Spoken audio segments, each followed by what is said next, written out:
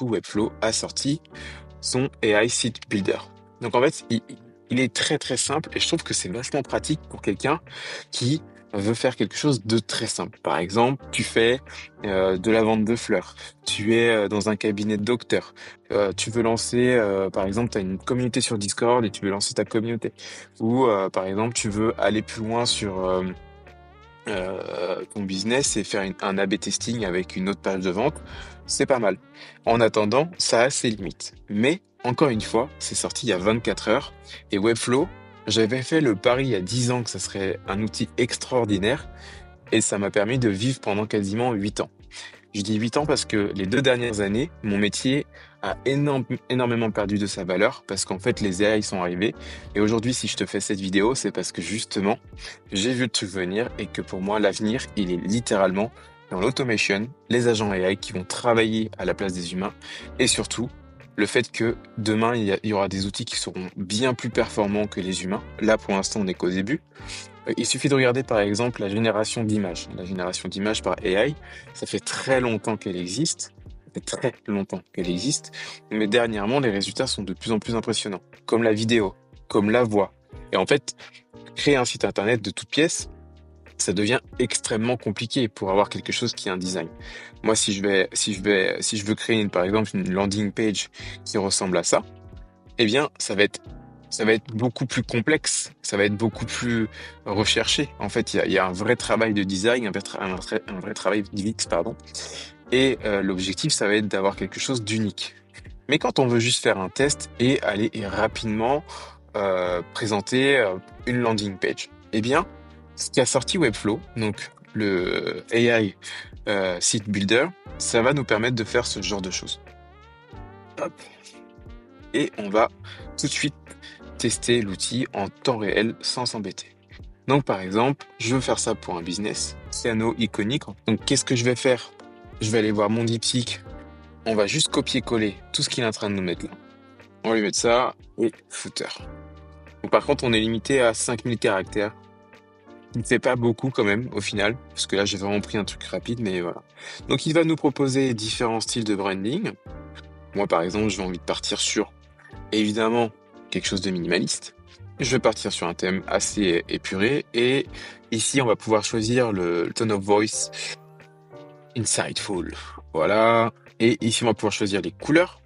Je veux un truc qui soit très élégant, très épuré, donc on va partir sur du gris. Et ici je vais cliquer sur générer. Donc générer va me permettre de faire travailler Webflow avec son intelligence artificielle. Hop, elle s'occupe de tout pour moi et ensuite on va pouvoir faire de la magie. Là, je lui ai demandé beaucoup de sections finalement avec DeepSeek. Donc forcément, il est en train de travailler normalement toutes mes sections et il va essayer de s'accorder au mieux avec ce que je lui ai demandé. Et donc là, on arrive sur le piano iconique qui redéfinit l'art de jouer et d'écouter. Franchement, bravo. Et derrière, on a automatiquement toutes les petites features, les petits KPIs. Ici, on va avoir les petites cards. Ici, les petites cards encore. Et on voit il a choisi une thématique marron. Très bien. Et en fait, grâce à ce qu'a sorti Webflow il y a 2 ans et demi, c'est-à-dire les variables, eh bien, du coup, ils ont intégré des variables dans leur site internet. Et ce qui va nous permettre de pouvoir changer en un clin d'œil la couleur. Et donc, du coup, on va pouvoir sélectionner la couleur que l'on veut par rapport à une thématique. Par exemple, si je veux un truc un peu fancy pour du piano, allez, je veux un truc rose. Bon, c'est peut-être pas corrélé. Je pense que les joueurs de piano, ils sont plutôt à vouloir quelque chose d'assez assez simple, assez élégant. Après, ça peut être un piano ultra moderne, donc on peut partir sur du orange. Et donc, si là, je clique, automatiquement, il va me changer tout en orange. Donc là, pour l'instant, on est juste sur les couleurs.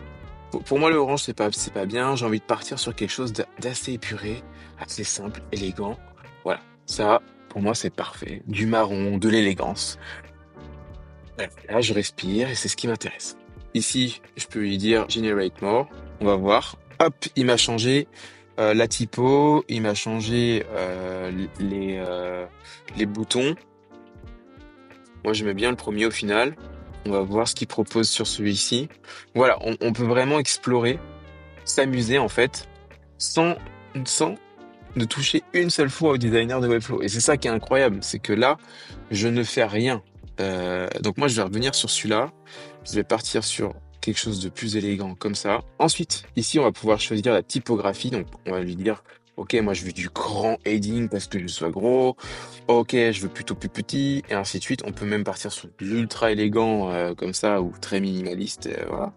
Moi, j'ai envie de partir sur du S. On a les S, XS, XXS, M, L, XL. Et en fait, ça, c'est une manière de ranger et ordonner les classes dans le système design de Webflow. Et ça, c'est excellent parce que ça montre qu'ils ont vraiment poussé le truc de manière clean. Donc, ça veut dire que là, votre site internet, quand il va sortir, déjà, la structure va être clean. Et ça, c'est tellement important pour le SEO et tout ce qui va avec. Donc ici, je vais pouvoir choisir les typos. Donc par exemple, si je vais sur un truc un peu de gaming, de geek, ça pourrait être une petite mono. Ici, on est sur quelque chose d'élégant. Donc on va essayer de trouver un truc un peu créatif. Donc ce qui est pas mal, c'est qu'on a vraiment beaucoup de choix, hein. Ils n'ont pas juste mis les typos de base que l'on peut retrouver dans Webflow. Je vais mettre la petite Inter. Voilà, pour moi, la Inter, elle passe partout. Ensuite, ici, je peux avoir un style d'image. Donc voilà, on voit que il est sur du bright white et c'est exactement ce que je veux. Donc ça a été généré par une AI. Ça a été généré par une AI. Ça a été généré par une AI. Tout ça, c'est généré par des AI. Et ensuite, je peux demander un style de bouton. On a quand même pas mal de styles, hein. C'est quand même assez fou. Donc là, on a celui-là qui va être un peu plus moderne. Là, on a celui-là. Oui, mais pour un truc de piano, ah, ça peut être sympa.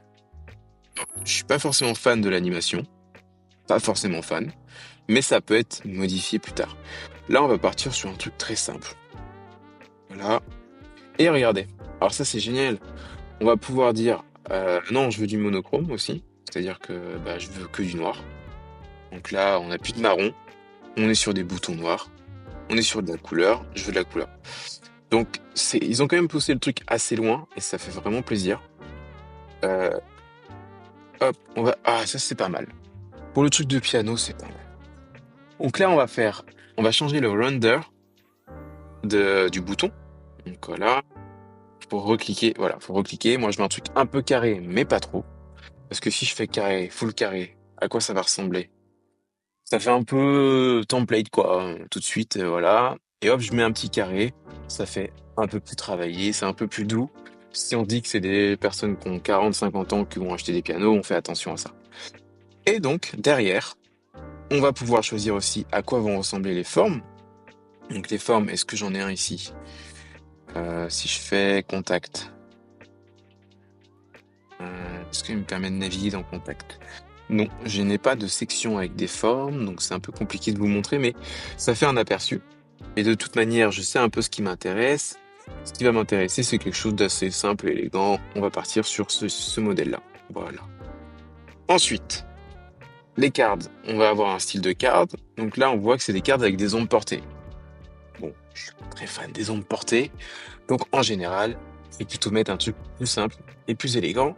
Je vais aussi changer le render pour avoir un truc qui me correspond plus. Donc là, je vais remettre quelque chose, voilà. Ensuite, oh, il me propose aussi ça. Ça peut être intéressant.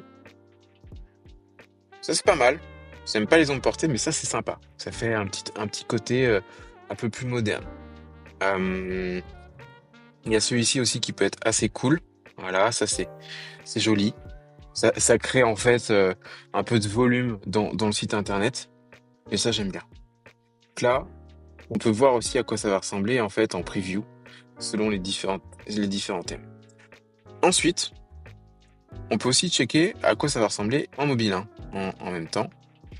Et là, du coup, je vais pouvoir regarder mon site internet dans Webflow. Je vais pouvoir faire Start Building. Et est-ce que je peux revenir en arrière, par exemple? Ah, Start Building. Et à partir de là, on a un nouvel icône qui est ici. Et on a ces icônes-là. Donc, par exemple, imaginons, je vais sur cette section. Je vais lui dire, eh ben moi, j'aime pas trop ce design, j'ai envie d'un autre design. Il va me proposer différents designs. Donc là, c'est sympa. Moi, j'aime bien ce petit côté animé comme ça, juste après le footer, c'est sympa. Allez, on va garder ça. Donc là, je me dis, je suis satisfait. Ici, on peut à nouveau changer et mettre quelque chose. Donc là, j'aimerais bien un truc, par exemple, en 3.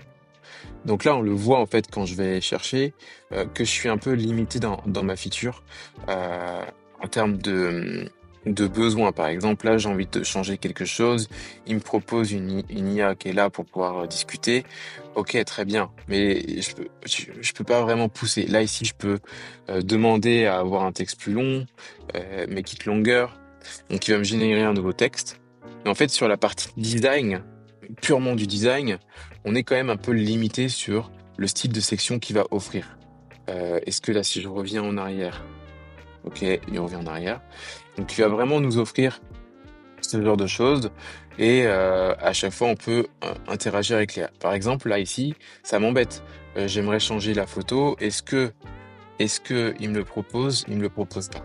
Donc par exemple là, ça va être à moi après d'aller rechercher une photo. Mais là, ça serait super intéressant qu'on ait un générateur d'images, comme on peut retrouver sur pas mal d'outils qui nous permettent de faire des sites internet en AI assisté. Donc là, moi, je suis toujours en train de chercher ma section depuis tout à l'heure. Euh, je ne trouve pas.